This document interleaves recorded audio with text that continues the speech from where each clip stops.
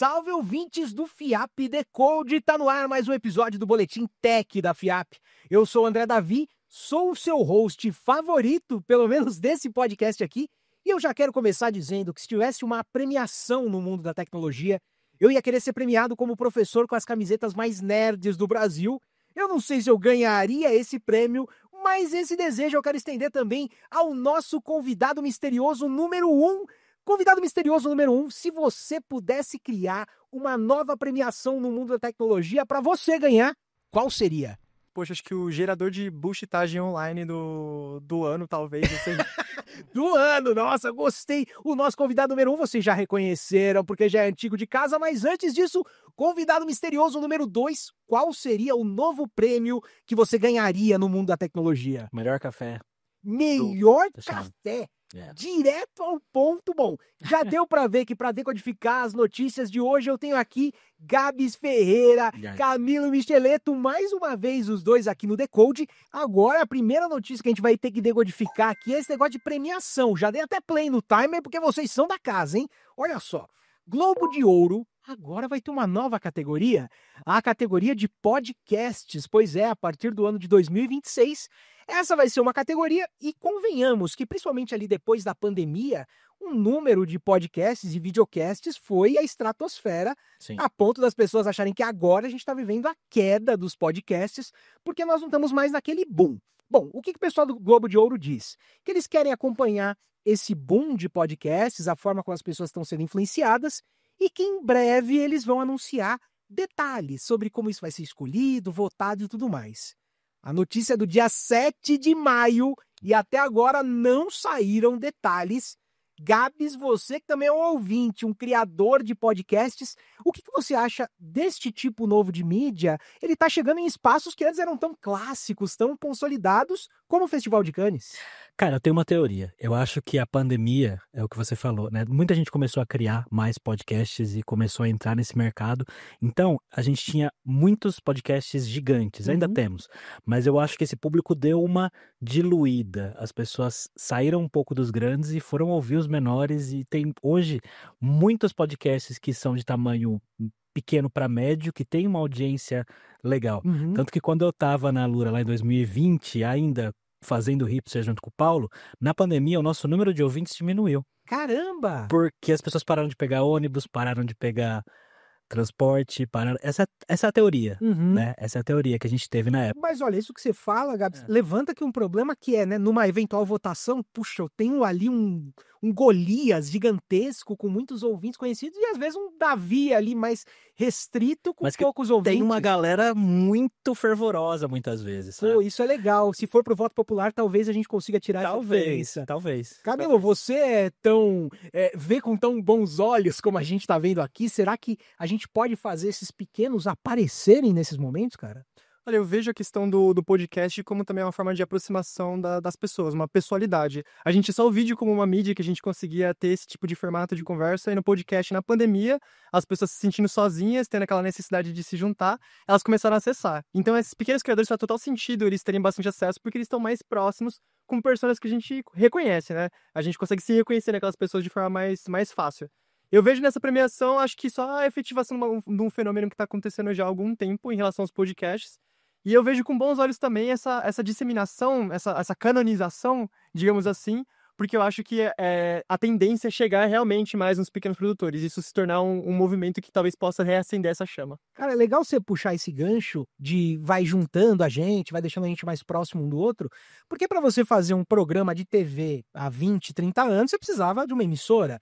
Para você fazer um podcast, sei lá, 10 anos atrás, você ainda precisava de uma habilidade técnica para configurar tudo, ligar tudo e gravar.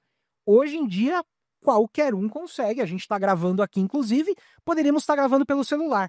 Isso que você falou, Camilo, liga muito com a nossa segunda notícia, que são os criadores em diferentes redes sociais mudando um pouquinho alguns paradigmas do mercado. Por quê? O TikTok cada vez mais está apostando em pequenos criadores de conteúdo. E não mais só em criadores gigantescos, a ponto de uma nova tendência que é a profissão de UGC Creator, quer dizer, criador de conteúdo gerado pelo usuário, que antes eram só conteúdos espontâneos, agora as marcas estão contratando. Pô, eu vou contratar o Gabs, vou contratar o Camilo, vou contratar o André, cada um vai dar um depoimento ali sobre a minha caneca maravilhosa e vai vender melhor. No TikTok, isso está se juntando, Camilo, com o novo formato de venda. Então, a ideia é que um criador faça ali seu vídeo, olha, eu usei a caneca, é muito boa, e embaixo tem uma aba de venda já para fazer a compra. 2 bombas para você me responder. Primeiro, o que você acha disso? Segundo, devs de e-commerce vão perder os empregos agora graças ao TikTok? Eu acho que eles não vão perder os empregos, e o que eu acho disso é que é um nome para um fenômeno que já vem existindo de outras formas e também da mesma forma. Só que agora eu acho que é uma canonização de nome, porque a Shein, eu já tinha minha live ali pra pegar meus pontinhos e a gente efetuou a compra na própria plataforma. Eu acho que a natureza da plataforma muda, então o TikTok já é uma rede que ela faz N coisas além de comércio, os usuários já estão lá, já tem esse efeito de rede, e agora eles conseguem consumir na própria plataforma. O Instagram tinha essa questão do consumo na plataforma também. Eu, particularmente, através dos stories do Instagram, já consumi muita coisa, só não tinha o link direto para o produto no formato de stories, mas eu prefiro ouvir alguém que usou, falando, mostrando, demonstrando. Tem um índice de confiança muito maior do que eu ver um produto que às vezes eu sei que tem uma campanha por detrás, tem um marketing por detrás. Então, por mais que exista um interesse, a gente sente uma proximidade maior e uma confiança maior. E em um momento onde a gente fala cada vez mais sobre IA, imagem gerada por IA, vídeo gerado por IA, você criar conteúdo com uma pessoa de verdade acaba passando muito mais credibilidade, tanto para a marca quanto para a pessoa que está consumindo. Que coisa, né? Porque a gente sempre fala de IA como o que vai dar o diferencial. Mas eu acho que o diferencial em alguns espaços, né, a gente encontra o diferencial, como você falou, no humano, a ponto de, como você bem falou, Camilo, já acontecia antes. A gente ia lá num vídeo do YouTube assistir um review e embaixo a pessoa deixava o link ali. Faço isso no meu canal. Já sabemos quem foi o culpado. Por falar em culpado, então, a Google é uma das grandes culpadas por popularizar algumas tecnologias. Claro que eles são uma empresa que ganha muito dinheiro, sabem fazer negócios, mas em uma série de iniciativas eles começam com produtos gratuitos, como foi com o Gmail, como foi com o armazenamento de dados na nuvem. Isso faz parte da cultura deles. E agora, eles lançaram novas ferramentas de IA absurdas. Dentre elas, para quem gosta de conteúdo sobre tecnologia, o VO3, que é a engine de criação de vídeos com IA deles, que está assustadora. E por que eu estou falando com você, Gabi? Eu sei que também você gosta muito de educação, e a Google disse então que vai dar 1 ano e meio gratuito para as pessoas que se cadastrarem como alunos de alguma instituição de ensino.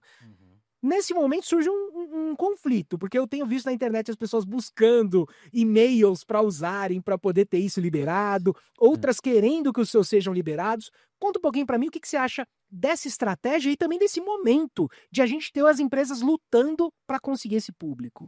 Cara, eu acho que pelo lado do Google, uma estratégia muito inteligente, né? Porque é usar de pessoas que estão estudando, que precisam pesquisar, que precisam resolver problemas para disseminar a plataforma deles. Agora, se as universidades estão preparadas para o quanto essas pessoas vão usar essa tecnologia no dia a dia, aí é outra história, né? Porque tem uma coisa também, a gente que trabalha com tecnologia o tempo todo, às vezes tem essa percepção de que tá todo mundo usando IA, né? Todo mundo usando IA, nossa, agora dominou o mercado. Cara, não tá todo mundo usando IA. Ainda é uma bolha. Ainda estamos em uma bolha. Claro que tem bastante gente usando, óbvio, mas demora tempo até o mercado se adaptar, até as instituições de educação se adaptarem, até o sistema de educação se adaptar. E, sei lá, se me perguntassem assim, será que as universidades estão preparadas para esse boom? As escolas são preparadas? Eu acho que não. A gente está vendo polêmicas disso fora do Brasil, de alunos de algumas universidades grandes nos Estados Unidos, da Colômbia, se eu não me engano, reclamando, meu professor usou uma IA generativa para preparar a aula dele, se eu não posso como aluno, porque ele pode. Isso ainda dá pano para manga, né, Camilo? Com certeza. Eu, como aluno de faculdade, estou vendo o uso frequente de IA dentro da faculdade. Eu acho isso, de fato, perigoso em alguns aspectos. Ajuda bastante, principalmente no fluxo de trabalho. A gente trabalha em casa, depois tem que ir para a faculdade e tal, mas acho perigoso nos primeiros momentos assim, de ensino, e as empresas que estão oferecendo esses serviços de forma gratuita justamente para ampliar a sua própria base, elas estão oferecendo serviço, mas elas de forma alguma vão oferecer políticas a esse respeito. Não estou vendo movimentos em amparar as universidades. Vejo algumas pesquisas a respeito do contato com a IA na educação, mas esse movimento de disponibilizar dessa forma, com esse público focado, ele está acontecendo muito antes de a gente entender os efeitos disso na educação de fato. Então, não vejo como algo dada a devida importância para essas organizações. É um ponto importante, porque a própria Anthropic, ela tem se aproximado com alguns programas de educação, com algumas escolas, com programas para professores, mas tem esses ajustes todos que são necessários. E sempre que a gente fala de Google, a gente vai falar de um volume muito grande de pessoas e de usuários, onde a gente também falava no passado de um volume grande de usuários, que talvez você, que é ouvinte do Decode, nunca nem tenha usado. Era uma plataforma chamada SoundCloud.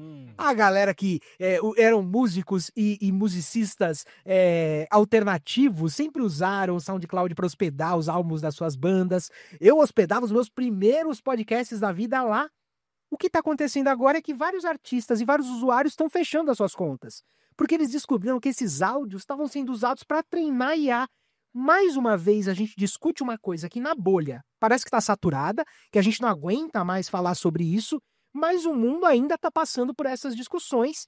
Esse momento do eu não quero que a minha criação seja usada por outro vai continuar acontecendo, né, Camilo? Com todas as outras áreas. A gente está percebendo que o crime de roubo de propriedade intelectual, ele só serve para algumas pessoas. Não é a primeira vez que isso acontece. A gente vê aí grandes CEOs, CTOs falando sobre países pensarem com carinho em revogar suas leis de propriedade intelectual. Então, eu sinto que a gente está vivendo num momento perigosíssimo assim, em relação à criação, porque esses modelos estão sendo treinados, às vezes cai na mídia, às vezes não cai. E como criadores eu entendo esse movimento deles fazerem de tirar da plataforma, movimentos de contraculturas tecnológicas, criarem ferramentas para envenenar o conteúdo antes de publicar na plataforma. Então faz total sentido esse movimento para mim. O pronunciamento também que foi feito em cima disso não foi muito satisfatório. Eles estão produzindo ferramentas de criação de conteúdo já dentro do SoundCloud, então meio perigoso. Mas esse é um bom ponto, que a gente, como usuário, acaba fomentando também esse tipo de iniciativa, porque, afinal de contas, essas vozes maravilhosas que a gente vê agora as IAs gerando, elas não vieram do nada, elas usaram alguma base que nem sempre foi legal e respeitada. O que você acha disso, Gabs? Todas as ferramentas de IA, elas só são boas se elas forem treinadas em cima de muitos dados, né? E dados públicos, dados privados, é uma área meio cinza, né?